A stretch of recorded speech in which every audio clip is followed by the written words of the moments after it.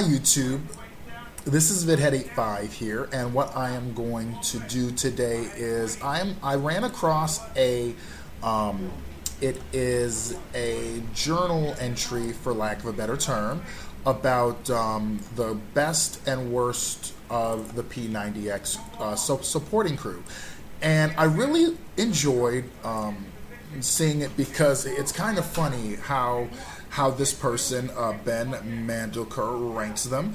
And I'm just going to do a short little bio, or a short little synopsis of why he ranks them from worst to best and his reasons for doing so. So basically, he had done the P90X program, and he says it's a P90X, as many of you know, is a workout at home program that cycles through about 10 DVDs repeatedly over the course of 90 days. And of course, you are exposed to the same jokes, comments, and chatter day after day, week after week.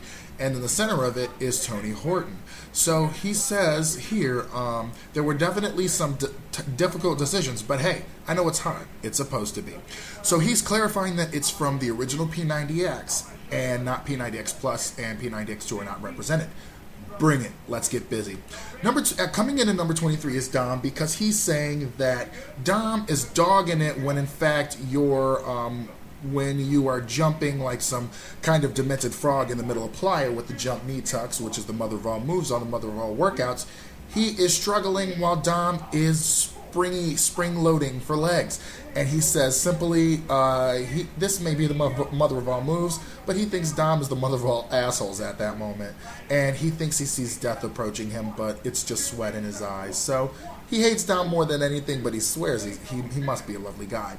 Coming in at number 22 is Katie. She's a chatterbox, and she only appears on the Back and Biceps DVD. And he complains a little bit that she's trying to clamor for the spotlight with perky, irritating squeaks and comments. And then toward the end of Back and Biceps, when your biceps are jelly, unable to do even the smallest of moves, she does the corn cob pull-ups, and she, trust me, when you hear her chirp, I'm going to do corn cob, you'll want to absolutely punch her in the face. Where's your corn cob now?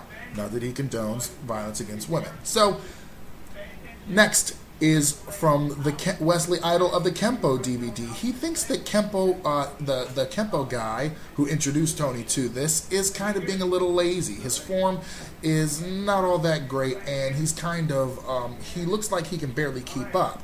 And he questions about his form, but he says not that mine is much better. Coming in at number 20 is Timmy. He kind of thinks that Timmy might have been better if he were on any other DVD, but he kind of feeds on Katie's energy, and it's a bit annoying there. Hey, Tony's trying to teach a class here, okay? Shut it. That's his last part. Phil, he kind of looks at as a kind of surly guy, very humorless, and that's basically all summing up Phil and how he feels about it. However, he's not no fun at all, because at the end of the workout, he in chest, shoulders, and tries, Phil says he's stirring up some trouble. Coming at number 18 is Vanessa. He kind of thinks she's such a brute, and the only thing he can consistently remember about her is that her shirt was lighter when they started. And there's a rumor that she's engaged to Jason the Rip King. But he also says, the point is that Vanessa is mean, and I question her footwork during Kempo. There, I said it. Number 17, Scottie Pfeiffer is not the worst, but he does seem a little smug. He can never ever forgive him for bringing Pfeiffer scissors to P90X. Inexcusable, Scottie. Coming in at number 16, and this is where it kind of goes from annoying to kind of bland. But Eric, he's kind of a cool guy, but he owns a boat. He's from Belgium. That's his thing. Coming in at number 15 is Audra. Audra's kind of bland, but she's really more, she appears on the longest DVD, as well as the most often viewed one, which is Ab Ripper X. And he's like, wait a minute, who's Audra again? Number 15. She's at number 15. But coming in at number 14 is Shawna. He says that she kind of looks like she's enjoying a sex move whenever she or sex fantasy whenever she stretches. And she's so flexible. She's very, very flexible. Either way, she could certainly pose for the cover of Downward Dog magazine. Best downward dog of her life, I'm sure. Number 13, Jason. Oh, who's he again? He's the Rip King. He looks like he didn't take Tony's tip of the day, which is, no, don't go out and get engaged. So he really knows nothing about Jason except for the fact that he's only on Ab Ripper. Wait a minute, again, he hasn't done Cardio X because he's also in Cardio X. So he knows nothing about him other than he's Johnny Intense.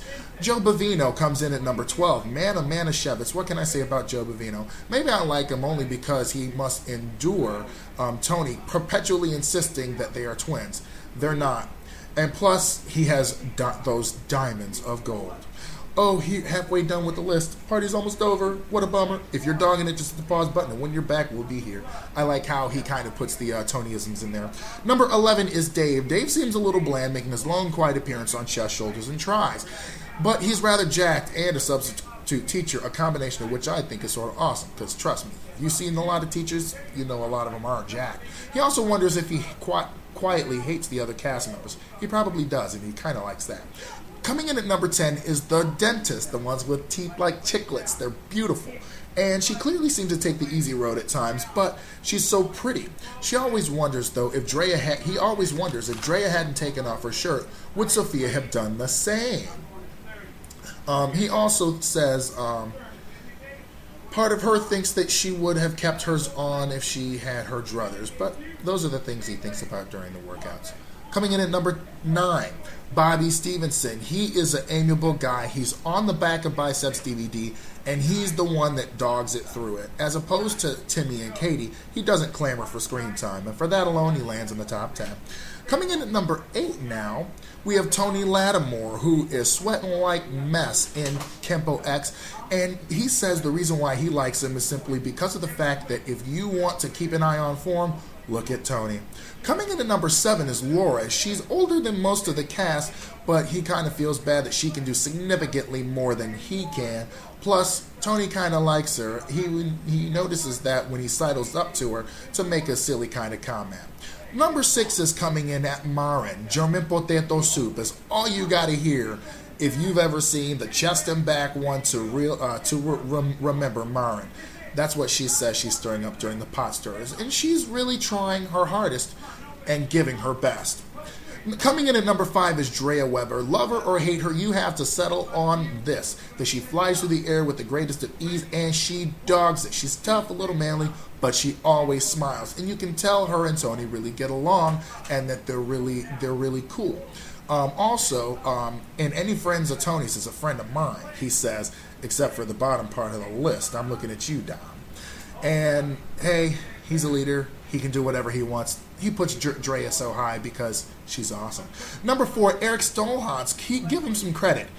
He only has one leg, and he does show up for plyo. So, if anything, he's definitely in the top 10 because of the fact that when the writer is in a little tizzy and he wants to give up during plyo, dang it, if Eric can do it with one leg, I can do it with 2. And he's not showy, and he does the best he can. Coming in at number 3 is Daniel Haas, simply because of the fact that when Daniel is sitting there struggling, his imperfect form shows that he is a work in progress. Unlike everybody else in the Yoga X DVD who's sitting there bending and contorting like pretzels, Daniel is struggling for that depth. He's struggling for more millimeters. And Daniel Haas is that one who is a true work in progress, and he seems a bit more human of the Yoga X crew. Number 2, speaking of Yoga X, Adam. Adam is arguably the most fit member of the P90X cast, and that's why he prances shirtless through the yoga and the ab ripper videos. But in Core Synergistics, when he fails after trying to do a bonus rep, he shows that, yes, I'm fit, but yes, I also fall short. And that is definitely something that the writer definitely likes about Adam, and that's why he comes in at number 2. He also says, I don't know how he doesn't get faked out when Tony says Adam, and then he later on says Adam, add the arms, not Adam back there. The fact that Adam doesn't flinch impresses me because I would have been like, yeah, you called my name. So he also mentions a nice little cute moment during yoga when Shawna, when they're doing frog, and Shawna winds up touching Adam's foot. and he wiggles his toe to say hi. He wiggles his toe to say hi. I mean, this man is a gentleman. There's only one person who could possibly top that. And who is it? It's killing me. The tension. I hate it, but I love it. Get ready, because it's coming. They call her Blam. Pam the Blam.